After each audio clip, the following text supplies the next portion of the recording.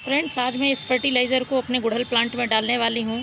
तो मैं आपको बताऊँगी कि ये फर्टिलाइज़र क्यों ज़रूरी है और प्लांट में किस तरह फूल लाने में मदद करता है। लेकिन इसके पहले आज मैं आपको कुछ टिप्स दूँगी कि यदि आपके हिबिस्कस प्लांट में फूल नहीं आ रहे हैं या कलियाँ गिर रही हैं तो देखभाल कैसे करना चाहिए। इन सब बातों पे हम इस वीडियो में चर्चा करेंगे। साथ ही मैं आपको फर्टिलाइज़र बताऊँगी, जो फर्टिलाइज़र आपके प्लांट में यदि पत्तियाँ पीली पड़ रही हैं तो पीली नहीं पड़ेंगी, साथ ही कलियाँ गिरने की समस्या भी खत्म हो जाएगी। और प्लांट की मिट्टी में यदि किसी तरह के फंगस कीड़े हैं तो वो भी दूर हो जाएंगे, चींटियाँ भी नहीं आएंगी।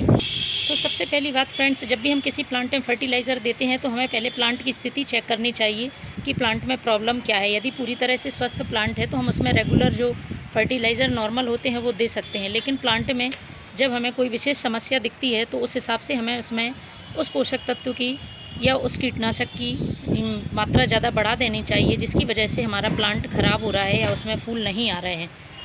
जैसे मान लीजिए कि आपके प्लांट की पत्तियां पीली पड़ रही हैं, उनमें ग्रोथ नहीं हो रही है, तो उसके 2 से 3 रीज़न हो सकते हैं। प्लांट में या तो आयरन की कमी है या सल्फ़र की कमी है, और दूसरा उस प्लांट में मैग्नीशियम की कमी भी हो सकती है, क्योंकि इन एलिमेंट की कमी से पत्तियाँ पीली पड़ती हैं और प्लांट हमारा ग्रोथ नहीं करता है।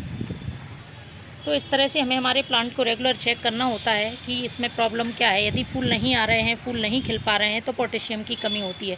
तो इन सब चीज़ों को चेक करके हम फर्टिलाइज़र बनाते हैं। तो आज मैं आपको इस तरह का फर्टिलाइज़र बताऊंगी जिससे कि प्लांट में फूल नहीं आ रहे होंगे तो आने लगेंगे। तो फ्रेंड्स, फर्टिलाइज़र डालने के पहले आप जान लीजिए कि गुड़हल प्लांट में कौन सी 2 से 3 ज़रूरी बातें हैं जिनका हमें ध्यान रखना पड़ता है।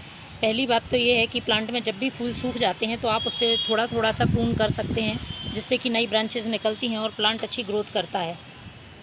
देखिए, मैंने इस तरह से इसकी प्रूनिंग की थी, साइड से 2 ब्रांचेज़ निकल रही हैं और उनमें कलियाँ आ रही हैं। तो इस तरह से प्लांट में बहुत ज़्यादा मात्रा में कलियाँ आती हैं, इस बात का आप ध्यान रखें।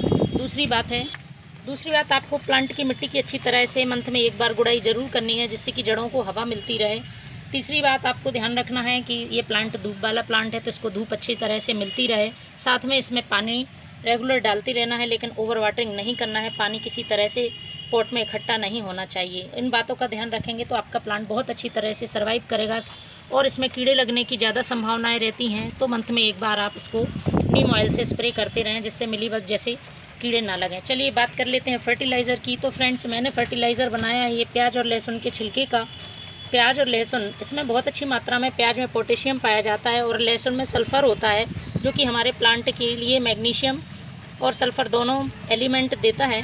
तो प्लांट की पत्तियां हरी रहती हैं और प्लांट बहुत अच्छी तरह से ग्रोथ भी करता है, और पोटेशियम फूल लाने के लिए जिम्मेदार रहता है। तो इसे बनाने के लिए प्याज के छिलके और लहसुन के छिलके चाहिए। आप 1 लीटर पानी में 2 मुट्ठी प्याज के छिलके और 1 मुट्ठी लहसुन का छिलका ले लें और इसे 2 दिन के लिए भिगा कर रख दें। जब ये पूरी तरह से गल जाएंगे तो इनको छानकर कुछ इस तरह से यूज़ करना है। हाँ, उसको डाइल्यूट करना ना भूलें।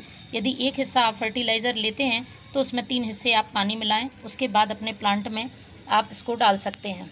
फ्रेंड्स, ये मंथ में 1 बार आप यदि फर्टिलाइज़र देते हैं तो हमारे प्लांट की बहुत सारी समस्याएं यूँ ही ख़त्म हो जाएंगी, और बिल्कुल जैविक फर्टिलाइज़र है। आप भी इसको बनाएँ और अपने हिबिस्कस प्लांट में डालें। Thank you.